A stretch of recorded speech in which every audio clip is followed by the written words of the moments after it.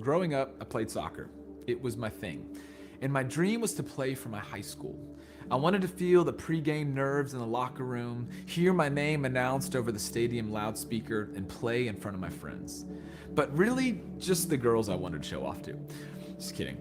But I first had to get through tryouts. And long story short, my freshman year, I got cut from the team.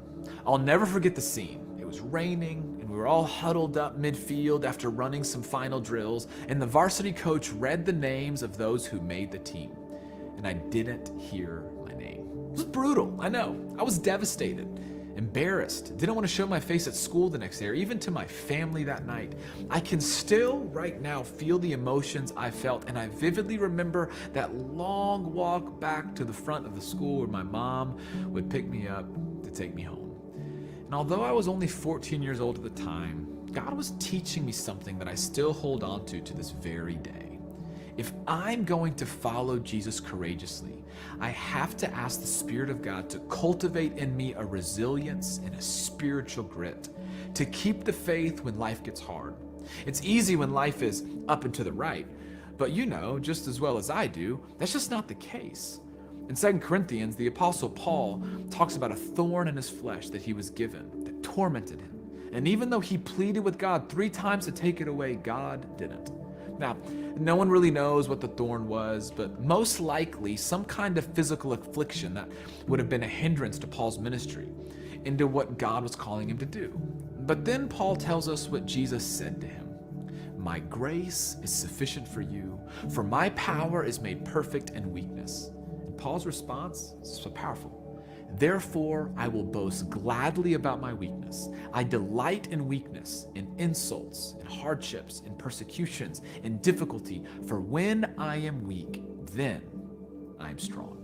Rather than taking the adversity away, God gave Paul the grace to get through it. Things like insults, hardships, persecution, difficulty, Paul learned to welcome and persevere through, because through them, Christ's power was evident in his life. Here's a hard truth I've learned. Jesus' divine power is most clearly displayed in my life on the backdrop of my weakness and shortcomings. When I am weak, then Jesus, by his strength, can make me spiritually strong and resilient. And I don't like this because I don't like to feel weak. But I've learned my limitations say more about the bigness of my God than they say anything about me. And I've learned to find comfort in that reality. I'm more confident than ever that while God works through me, he is also working on me. Ultimately, perseverance matures us and grows us, and the Spirit God gave us will empower us to persevere no matter what we face. So what's the adversity you're facing today? Maybe you're a single mom and you don't feel like you can do it anymore. Maybe you're being treated unfairly at work for no apparent reason, or maybe it's because of your faith. Maybe you're failing and are beginning to feel like a failure. Can I just encourage you? Bring God in. Ask him for the grace to persevere, and be confident that your perseverance is doing a work of God on your heart and in your faith. Because when God is involved, the striving is never in vain.